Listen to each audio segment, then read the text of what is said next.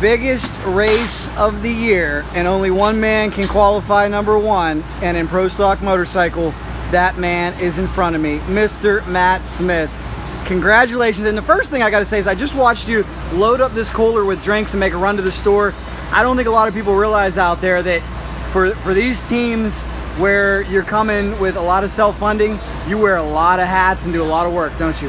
Yeah, you know, basically it's during the week it's just me and Angie in the shop building the motors, getting the truck and trailer to the track. We get the bikes ready at the shop to come here, and then we got two guys, Ferris and Nate, that come in and fly in, and they help me at the track here. But behind the scenes, it's mainly me and Angie doing all the work, you know, the leg work. And it's like you said, I had to run out and get some water. We were out, and, you know, just trying to do my job, you know, keeping everybody going. Well, you did your job in terms of qualifying position, number one in a very tough field. How did you do it?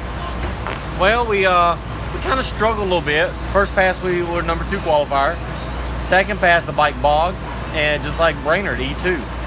And come to find out, I found the problem with the clutch. We thought it was a clutch pack. It ended up being, but found the problem.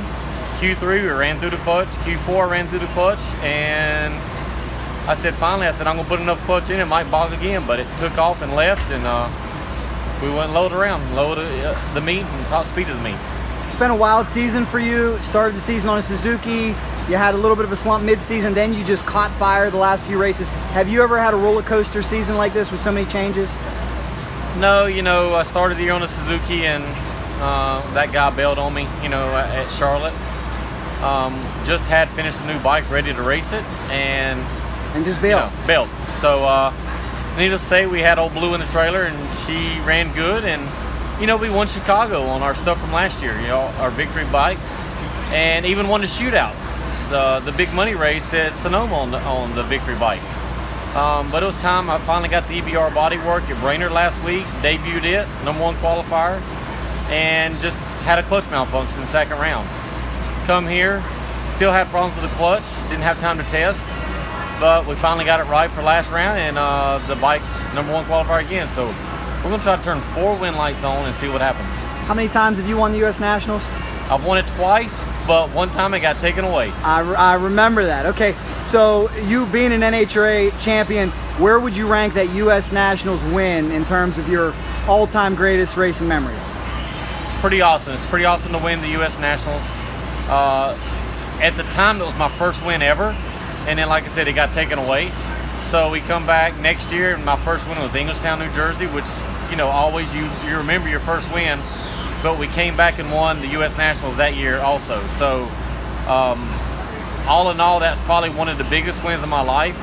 I'd say the biggest win was 07 when I had to win the race to win the championship against Chip Ellis, and we did that. So, but gotta say, this is the biggest race of the year, and we're number 1 right now, and we're gonna try to hold that down for the rest of the day tomorrow. Awesome performance. Anything you'd like to add?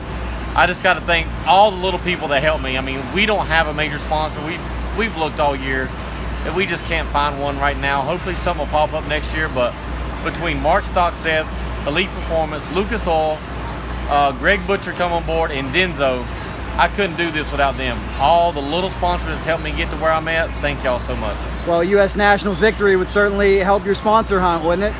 Yeah, you know, we thought that after Chicago, we won Chicago, and then, you know, had a lot of calls, but nobody committed. Then I had a lot of calls after we won the shootout at Sonoma. Nobody committed. So everybody's budgets are set, you know, for the year, and now's the time to start talking for next year. So that's what we're doing. We're trying to talk for next year. Excellent. Good luck, Matt. Thank you, Jack.